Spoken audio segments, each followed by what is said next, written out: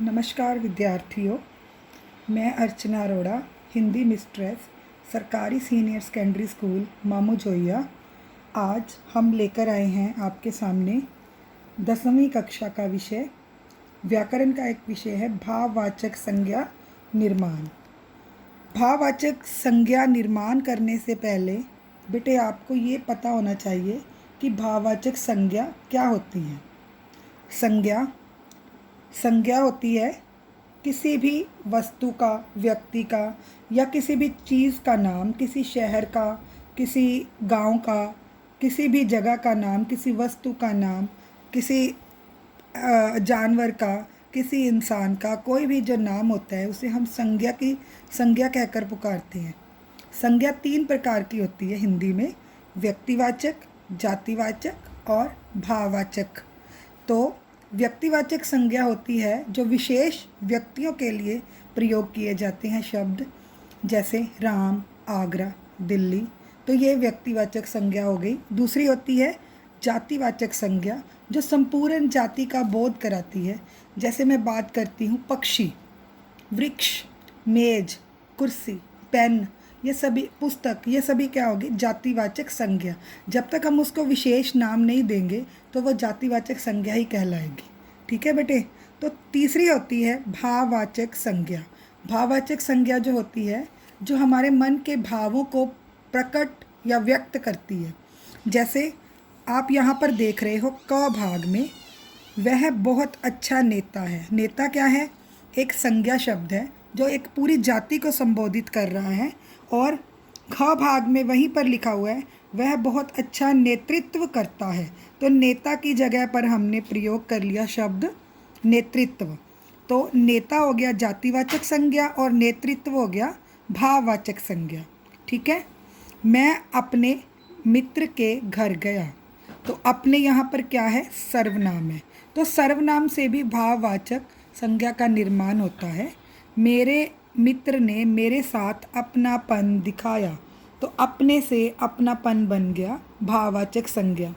बेटे भाववाचक संज्ञा निर्माण जो है वो कई तरीके से हो सकता है। आप यहाँ पर देखोगे पुस्तक में पहले दिया हुआ है जातिवाचक संज्ञा शब्दों से, फिर उसके बाद दूसरा दिया हुआ है सर्वनाम शब्दों से, तीसरा दिया हुआ है विशेषण शब्दों से, और चौथे पार्ट में हमें दिया हुआ है क्रिया शब्दों से भाववाचक संज्ञा का निर्माण। इसके बाद नेक्स्ट है अव्यय शब्दों से। अव्यय शब्द क्या होते हैं? अविकारी शब्द जिनके रूप में कभी भी कोई परिवर्तन नहीं होता। चाहे हम उसका लिंग, वचन, कारक, ताल कुछ भी चेंज कर दें, लेकिन जो शब्द नहीं बदलते उनका हम नाम लेते हैं अव्यय शब्द। अव्यय यानी अविकारी, मतलब जिसमें कोई विकार नहीं आता, परिवर्तन नहीं आता। दूरी, ऊपर, नीचे, ये शब्द क्या है? अव्यय शब्द है। तो हम पहले शुरुआत करते हैं जातिवाचक संज्ञा से। जातिवाचक संज्ञा के बारे में मैं आपको बता चुकी हूँ। ठीक है, कि जातिवाचक संज्ञा क्या होती है, और जातिवाचक संज्ञा से हम भाववाचक संज्ञा का निर्माण कर सकते हैं। ठीक है राजे। तो पहले है जैसे बूढ़ा। बूढ़ा में हमने प्रत्यय लगाया आपा, तो हमारे पास क्या बन गया? बूढ़ापा। आ जो है वो बीच में लुप्त हो गया और बुढ़ापा शब्द हमारे पास आ गया। आदमी एक जातिवाचक शब्द है। आदमियत, आदमी और ईयत प्रत्यय लगाकर हमने बना दिया आदमियत। जब हम भाववाचक संज्ञा शब्द का निर्माण करते हैं तो दो शब्दों को जब जोड़ते हैं तो उसके रूप में परिवर्तन आता है। इसका ध्यान आपको रखना पड़ेगा। इंसान, इंसानियत, इंसान और ईयत को जोड़कर यहाँ पर भी हम त जोड़ेंगे और नया शब्द बन जाएगा हमारे पास इंसानियत। ठीक है। चोर प्लस ई प्रत्यय जोड़ा चोर में, तो हमारे पास बन गया चोरी। ठीक है। नेक्स्ट जैसे ता प्रत्यय लगाकर हम शब्द बना सकते हैं मनुष्य, मनुष्यता। इसके रूप में परिवर्तन नहीं आएगा, सिर्फ ता साथ में लग जाएगा। मनुष्यता, मनुष्य लिखकर फिर उसको ता। मित्र, मित्रता। शिशु, शिशुता। पशु, पशुता। प्रभु, प्रभुता। ठीक है। अब लगा सकते हैं हम आधा त और व, ये लगाकर हम, ये प्रत्यय लगाकर हम शब्द बनाएंगे नारी और त्व, नारित्व। नारी के साथ इसमें कोई परिवर्तन नहीं आएगा, त्व और आधा त और व साथ में लग जाएगा। व्यक्ति, व्यक्तित्व। प्रभु, प्रभुत्व। प्रभु का प्रभुत्व भी बनता है और प्रभुता भी बन सकता है। स्त्री, स्त्रीत्व। हिंदू, हिंदुत्व। ठीक है, उसके बाद आ गया सर्वनाम शब्दों से। अह और कार, अहंकार। मम और त्व, ममत्व या ममता। स्व और त्व, स्वत्व। अपना और पन, अपनापन, ये हमने पीछे देखा भी है। उसके बाद आगे विशेषण शब्द। विशेषण शब्द जो किसी की विशेषता बताते हैं। अच्छा, अच्छाई।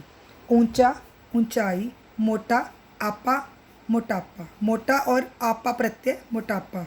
मीठा और आस, मिठास। खट्टा और आस, खट्टास। कड़वा और आहट, कड़वाहट। चिकना और आहट, चिकनाहट। काला और इमा, कालीमा। नीला और इमा, नीलिमा। अब ईमानदार और ई प्रत्यय जोड़ा बीच में हमने, ईमानदारी। चालाक, चालाकी। ये जो शब्द हम बना रहे हैं ये भाववाचक संज्ञा निर्माण है। ठीक है, इसके बाद हमारे पास आ गए क्रिया शब्द। क्रिया शब्दों से भाववाचक शब्दों का निर्माण। लिखना और आई, लिखाई। पढ़ना और आई, पढ़ाई। बुनना और आई, बुनाई। चुनना और आव, चुनाव। लगना और आव, लगाव। पहनना और आव, पहनावा। ठीक है, जलना से जलन बनेगा भाववाचक संज्ञा। मुस्कराना और आहट, मुस्कराहट। अब हमारे पास लास्ट है जिसमें अव्यय शब्दों से भाववाचक शब्द संज्ञा निर्माण।